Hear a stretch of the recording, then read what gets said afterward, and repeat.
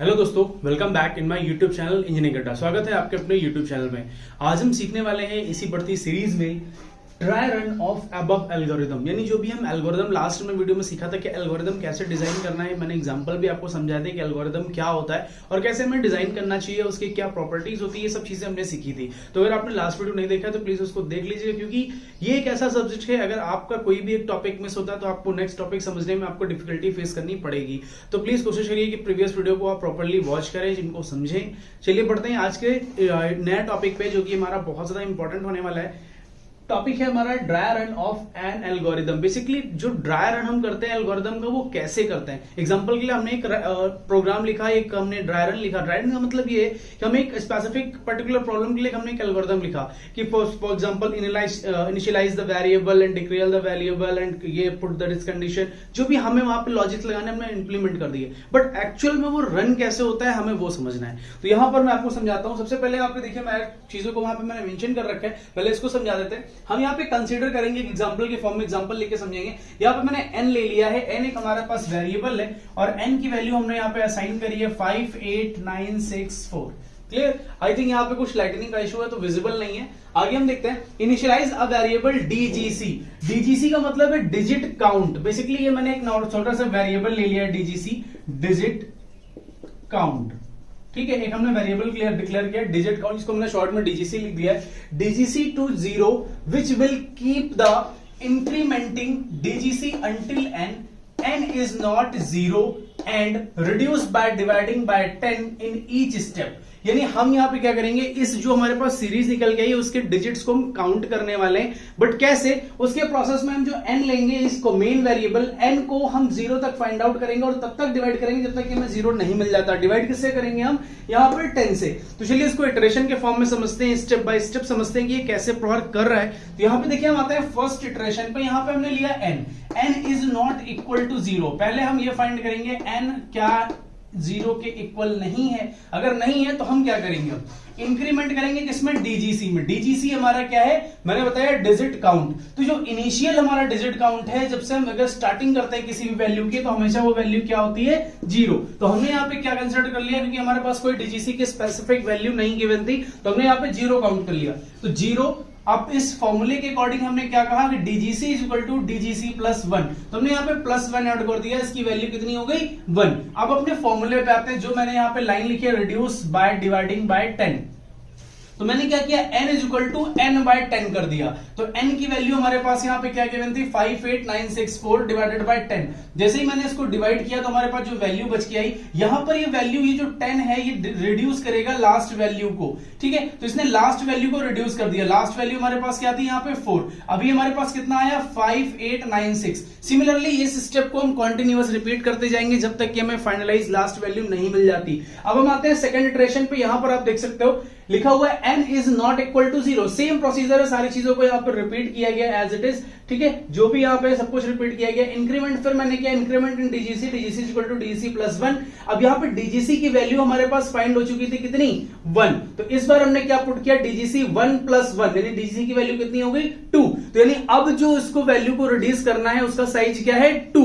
यानी वो लास्ट से 2 वैल्यू को रिड्यूस करेगा। ऑलरेडी एक कर चुका है, अब आगे समझते हैं। यहां पर देखते हैं n is equal to n by 10। तो यहाँ पे जो n की वैल्यू, लास्ट वैल्यू फाइंड हुई थी 5896, हमने यहाँ पे पुट कर दी 5896 डिवाइडेड बाय 10। मैंने कहा कि जो 10 है लास्ट की एक वैल्यू को रिड्यूस करेगा। तो यहां से ये जो 6 है, ये क्या हो गया हमारा? रिड्यूस। हमारे पास एक्चुअल वैल्यू कितनी बची? 589। अब हम आते हैं अपनी थर्ड इटरेशन पे। सेम चीजें अगेन कॉपी यहाँ पे रिपीट हो गई। यहाँ पे आप देख सकते हो n is not equal to 0। कोई बात नहीं, सही है। फिर आगे देखते हैं, इंक्रीमेंट इन डीजीसी। हमने डीजीसी में वापस से इंक्रीमेंट किया, तो डीजीसी की वैल्यू हमारे पास कितनी फाइंड हो चुकी थी? 2। ठीक, तो डीजीसी प्लस 1। तो यहाँ पे 2 प्लस 1 इज इक्वल टू यहाँ पे 3 हो गया। अब हम क्या करेंगे, इसकी वैल्यू को 3 टाइम्स डिवाइड करेंगे। अब यहाँ पे क्या हो गया? n बाई 10, यानी लास्ट वैल्यू हमारे 3 डिजिट के अकॉर्डिंग क्या आई थी? अगर मैं इस 3 की बात करूं, 589। इसको मैंने जैसे 10 से डिवाइड किया, हमारे पास वैल्यू कितनी आती है? 58। लास्ट वैल्यू जो हमारे पास फाइनल निकल गई वो 58 है। अब हमारे पास आता है लास्ट इटरेशन, इटरेशन नंबर 4। यहां पर हम देख सकते हैं कि n is not equal to 0। Same line repeat की गई है, सारी चीजें प्रोसीजर सेम है। देखो हमें क्या करना है, वैल्यू को एक्चुअल में फाइंड करना है। है। एग्जांपल के लिए अगर मैं काउंट का फंक्शन चलाता हूं कि हमें उस नंबर ऑफ डिजिट को काउंट करना है, तो काउंट कैसे करता है, पहले स्टेप पे को पहले डिजिट को काउंट करेगा, सेकंड स्टेप पे सेकंड को काउंट करेगा, यानी वही स्टेप्स बार बार रिपीट होंगे। बट ये ड्राई रन का मतलब यहां पे कि वो एल्गोरिथम एक्चुअल में वर्क कैसे करता है, हमें वो समझना है। ठीक, बेसिकली ये बहुत ज्यादा इंपॉर्टेंट टॉपिक नहीं है आपके सिलेबस से, आपके एग्जाम से रिलेटेड, बट आपको एक्चुअल में समझ में आना चाहिए कि जो हम एल्गोरिथम लिखते हैं वो कैसे रन करता है, कैसे उसका ड्राई रन करना है, ये आपको समझ में आना चाहिए। तो अभी हम आते हैं इटरेशन नंबर 4 पे। यहां पर सेम प्रोसीजर आप देखते हो, इंक्रीमेंट हमने किया डीजीसी में, डीजीसी प्लस 1, लास्ट डीजीसी की वैल्यू हमारे पास जो निकल के आई थी आप यहां पे देख सकते हो कितनी आई है, 3।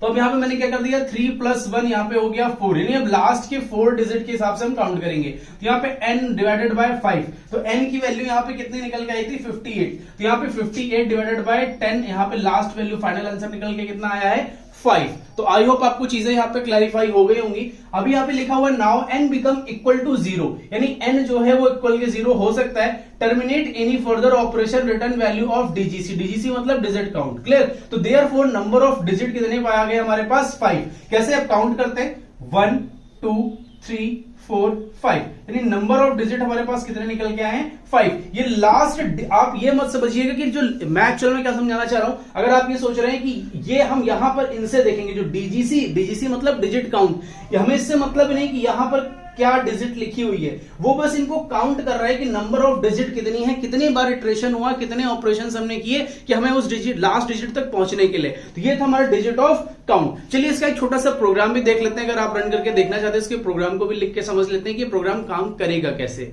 यहां पर अगर मैं प्रोग्राम की बात करूं, जैसे कि हमने डिजिट को काउंट किया, हमने देखा ड्राई रन करके कि वो एक्चुअल में काम कैसे करता है, इसी को प्रोग्राम को भी समझ लेते हैं ताकि आपके मन में अगर कोई डाउट है तो वो भी आपको क्लियर हो जाए।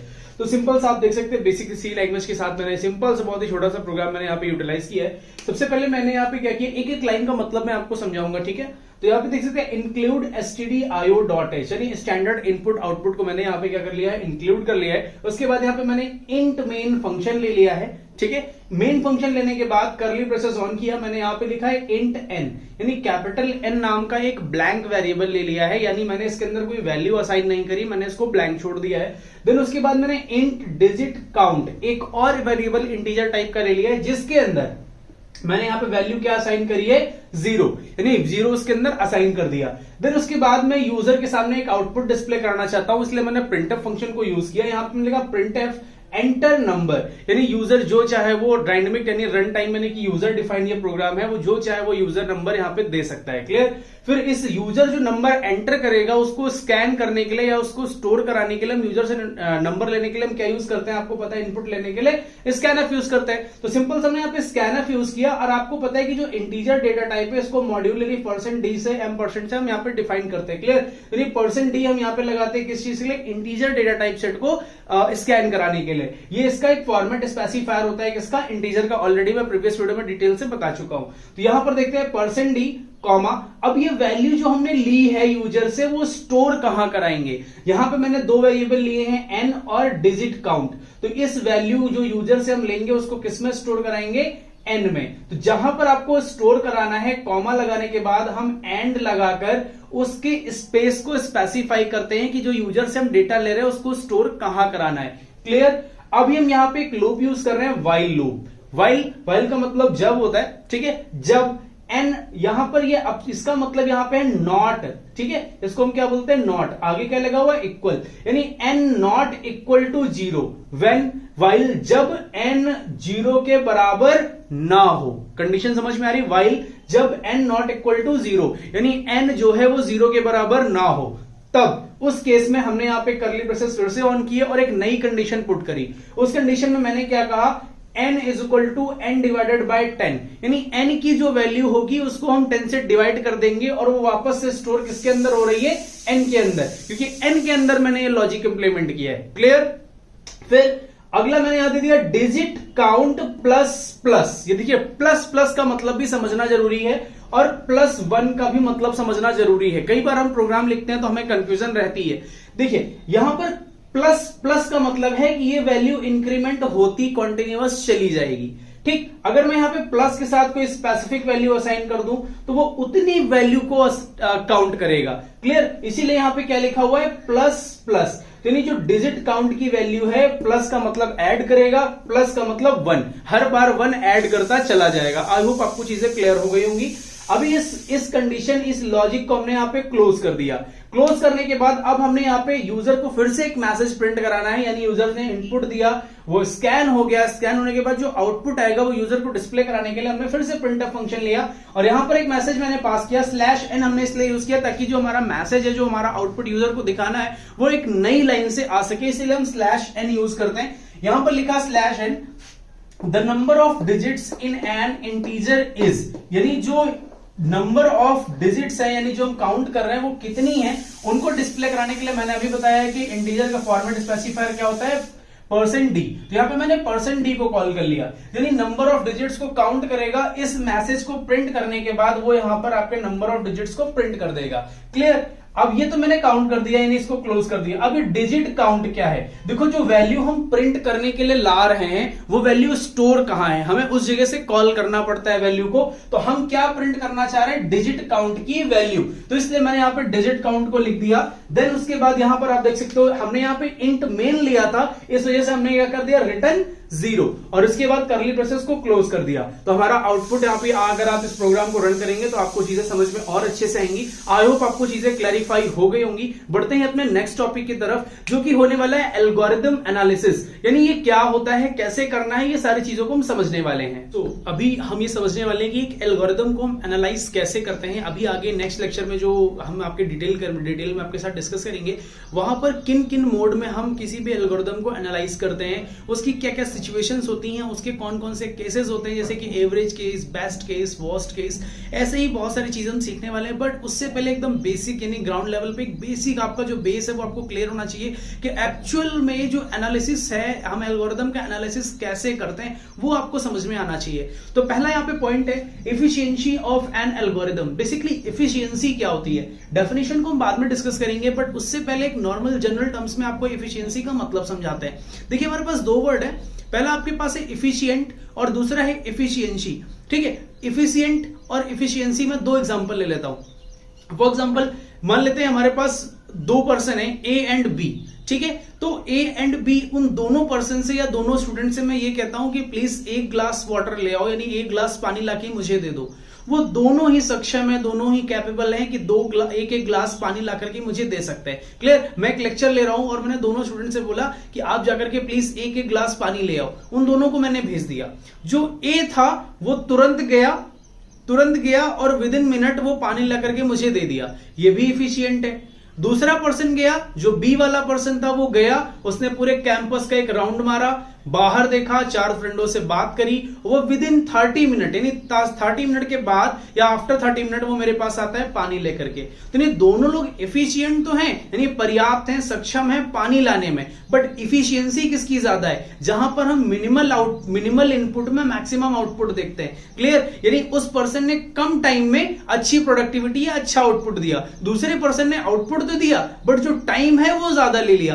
तो यहां पर जो हम एनालिसिस करते हैं टाइम और स्पेस के हिसाब से एनालिसिस करते हैं। यहां पे स्पेस का मतलब क्या है, आपका एक प्रोग्राम है, उसमें नंबर ऑफ लाइंस जो प्रोग्राम की बहुत ज्यादा है, तो बहुत सारे इनपुट है, तो अगर बहुत सारे इनपुट है तो उसको एक अच्छा सा स्पेस भी चाहिए होगा उसको कंज्यूम करने के लिए। तो यहां पर हम क्या क्या देखते हैं, टाइम को देखते हैं और स्पेस को देखते हैं। इसी के हिसाब से जुड़ा हुआ आपके पास आता है टाइम कॉम्प्लेक्सिटी और स्पेस कॉम्प्लेक्सिटी, जिसको हम आगे फर्दर डिटेल से हम आपको पढ़ाने वाले हैं, समझाने वाले हैं। बट अभी हम समझते हैं कि एफिशिएंसी ऑफ एन एल्गोरिथम। तो आपका एफिशिएंसी का मतलब समझ में आ गया होगा कि जहां पर हम इनपुट देते हैं वो विद इन अ मिनट या फिर मिनिमल टाइम में वो मैक्सिमम आउटपुट प्रोवाइड करता है, वो हमारी क्या होती है, एफिशिएंसी। तो इसी प्रकार हम अपने एल्गोरिथम की एफिशिएंसी चेक करेंगे, कुछ एग्जांपल भी आपको मैं समझाने वाला हूं। तो यहां पर पढ़ लेते हैं एक्चुअल में डेफिनेशन क्या कह रही है। कह रहा है कि the efficiency of an algorithm can be computed by determining the amount of resources it consumes, factor the effect and the efficiency of a program include. यानी एक जो एफिशिएंसी को हम काउंट करते हैं, हमारे कंप्लीट एफिशिएंसी को काउंट करने में क्या क्या चीजें हम इन्वॉल्व करते हैं, स्पीड ऑफ मशीन। यानी कई बार क्या होता है कि हमारा प्रोग्राम भले ही छोटा सा हो बट हमारा जो मशीन हम जो यूज कर रहे हैं वो उसका जो जनरेशन है, उसका जो प्रोसेसर है वो बहुत पुराना है, तो उस पर भी चीजें डिपेंड करती हैं। ठीक है, स्पीड ऑफ मशीन, कंपाइलर जो हम यूज कर रहे हैं अपने इनपुट्स को कंपाइल करने के लिए, आपका ऑपरेटिंग सिस्टम, इसी के साथ साथ आपकी प्रोग्रामिंग लैंग्वेज भी बहुत बड़ा रोल निभाती है। एग्जांपल के लिए इसी सेम प्रोग्राम को अगर आप सी लैंग्वेज में लिखेंगे तो आपको लाइन ऑफ कोड बढ़ जाएंगे, जबकि आप पाइथन यूज करेंगे तो बहुत ही लिमिटेड लाइंस में आपका प्रोग्राम कंप्लीट हो जाएगा। ठीक है, तो इसीलिए यहाँ पे प्रोग्रामिंग लैंग्वेज में मैटर करती है। इसी के साथ साथ साइज ऑफ इनपुट, मैंने पहले ही कहा था कि नंबर ऑफ साइज, आपके जो इनपुट अगर ज्यादा होंगे तो प्रोसेसिंग स्पीड आपकी, प्रोसेसिंग में आपका समय जो होगा वो ज्यादा लगेगा। तो आई होप आपको समझ में आ गया कि एल्गोरिथम की इफिशियंसी हम कैसे फाइंड आउट करते हैं। अभी कुछ एग्जांपल आपके सामने समझते हैं। यहां पर आप देख सकते हो कि एनालिसिस ऑफ एल्गोरिथम, एक एल्गोरिथम का एनालिसिस करते हैं। वो प्रॉब्लम क्या है, सम ऑफ n नेचुरल नंबर, यानी n नेचुरल नंबर्स का हमें सम निकालना है। क्लियर, जहां पर मैं दो प्रॉब्लम आपको जनरली समझा देता हूं। ठीक है, अभी तो फिलहाल मैं कुछ भी ले लेता हूं, यहाँ पे एग्जांपल में आपको बाद में समझाऊंगा। पहले यहाँ पे दो केस समझाता हूं एकदम सिमिलर वे में, सिंपल वे में। यहाँ पे देख सकते हो इनपुट n = 3 और दूसरा है इनपुट n = 5। तो आप एक चीज समझिए, यहां पर इनपुट की मात्रा यानी इनपुट की क्वांटिटी क्या है, लेस है। तो इसको प्रोसेस करने में कितना समय लगा, इसका आउटपुट आया 6। इसने कितने मोड में काउंटिंग करी है, कितने मोड में प्रोसेस किया, 1 2 3, इसको 3 मोड में या 3 फैक्टर्स में काम करना पड़ा। जबकि यहां पे मैंने इनपुट n = 5 दिया तो इसको कितने मोड में काम करना पड़ा, 1 2 3 4 5, यानी 5 मोड में काम करना पड़ा। तो यानी इसकी जो टाइम कॉम्प्लेक्सिटी है, इसकी जो टाइम है, वो कहीं ना कहीं इसके कंपैरिजन वो ज्यादा ले रहा होगा। तो यही चीज है कि इनपुट्स पे भी डिपेंड करता है आपका प्रोग्राम का एनालिसिस, आपके एल्गोरिथम का एनालिसिस। क्लियर, अब मैं यहां पे आपको एग्जांपल समझाता हूं। यहां पर देख सकते हैं कि लिखा हुआ different solution are given for the same and we must have to analyse which of their will take least time. यानी 3 प्रोग्राम है आपके पास, तीनों का काम, तीनों का लॉजिक, तीनों का काम करने का बिहेवियर सब कुछ सेम है, सब कुछ, यानी आउटपुट आपको सेम ही देने वाले हैं, बट इनका इंप्लीमेंटेशन, इनके लॉजिक्स, इनके प्रोग्राम के लिखने का पैटर्न तीनों का डिफरेंट है। तो हम जब भी कोशिश करते हैं, हम किसी भी चीज को एनालाइज करते हैं, तो हम क्या फाइंड आउट करते हैं, कोशिश ये करते हैं कि एक ऐसा प्रोडक्ट या एक ऐसा एल्गोरिथम या एक ऐसा प्रोग्राम जो उस चीज को कंप्लीट करने में, आपके टास्क को कम टाइम ले रहा है, वो हमारे लिए क्या होता है, मोर एफिशिएंट होता है, या मोर उसके अंदर अच्छी एफिशिएंसी होती है जो हमारे एल्गोरिथम को अच्छे से